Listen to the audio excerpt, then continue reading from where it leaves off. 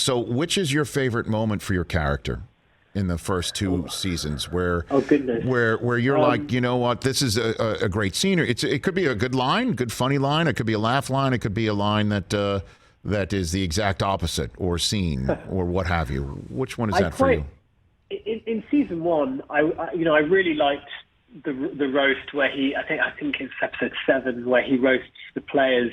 He thinks that he's written down all this stuff about the players, and he gives it to Ted, thinking Ted's going to do it, and then Ted sort of throws it back at him and says, "No, you're going to do it." And he approached it really nervously, but then manages to kind of get into his stride, and that was just a fun scene to do because I think it marks a kind of good turning point in terms of the character's trajectory in season 1 in particular in terms of building confidence. And it was just a fun scene to do with all those, the guys who play the footballers. It was just fun sort of pretending to lay into them. And that was a fun one.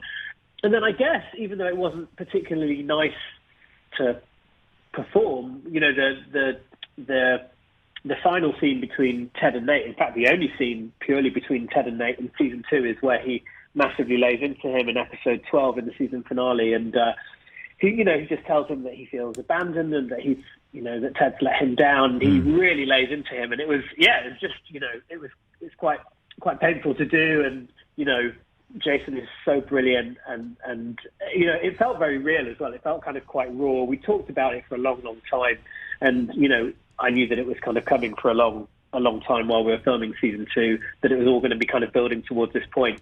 So once we filmed it, it was kind of there was a sort of a release of pressure, but it was a difficult one to do, but I think a fulfilling one to do ultimately as well. What do you mean talk about it for a long time? What do you mean by that, Nick? Well, I guess we had,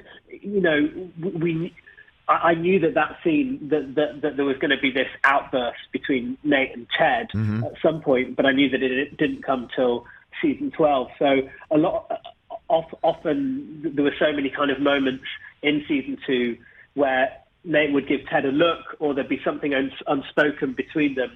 And Jason and the other writers and creators on that show would always say, you just got to kind of save this feeling because it's not going to, you're not going to get to explicitly say what you want to say as Nate until the very end of the season.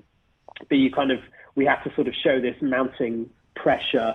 So we just sort of spoke about the kind of that sort of growing unease inside of Nate and him just, getting sort of so tense between him and the other players and his attitude towards Ted until finally in episode 12 he kind of erupts and, the dam breaks and he just says everything that he probably shouldn't have said, but kind of has to at this point. In terms of dams breaking, who's the easiest to crack up on the show? Hannah's quite easy to break. She is. Hannah and I sort of share a kind of knowing glance that sets us off. Jeremy, who plays Higgins, really knows how to kind of crack me up, I think, just with a little sound or a little sideways look that cracks me. But all of us, I mean, Brett as well laughs a lot, Phil laughs a lot. We're so lucky to be a part of the show because we get to kind of go to work and have a good old gig. Yeah. What a joy. It certainly is from my point of view, just sitting there. And again, my wife and I watch it. I do believe you're going to speak to her as soon as you hang up from me for her podcast. Yes, Nick, and I appreciate that. So you're going to it's a family affair for you this morning, but it's just so moving for us, and it's so beautiful for us, and we're like lamenting every single time an episode ends. And then the long wait. So is this really the last season, the one that you're shooting, or is there hope for more? I genuinely don't know. I mean, I think that from a story point of view, I know that Jason has said and Brendan have said quite openly that they had 3 seasons in mind for the story that they wanted to tell. Who knows what might happen after then? But I genuinely don't know. I'm not being deliberately evasive or anything. Okay. I both hope it's not because it's been such a joy and it's so great getting to act with those people. We're together sort of the 6 months of the year. But then equally, if they feel that the story is told after 3 seasons, then I really respect that as writers. I think that's a smart thing to do rather than fizzle out. But who knows?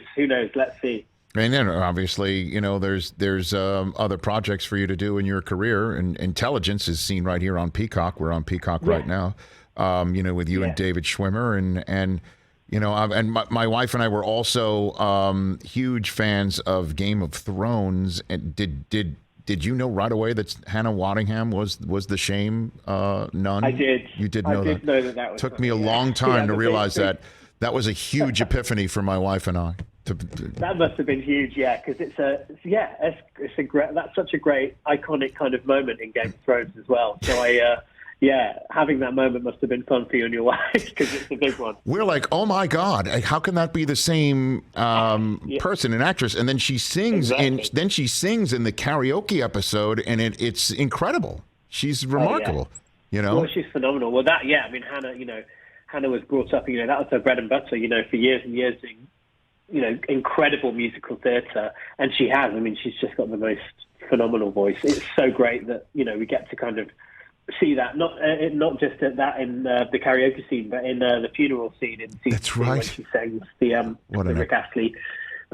What's it called? Never Gonna Give You, Never Gonna Give You Up. That's right. She rickrolled everybody. She rickrolled she Rick Astley'd everybody. So that was incredible. Hey, you watched all the way to the end. Thanks for that. Watch more right here.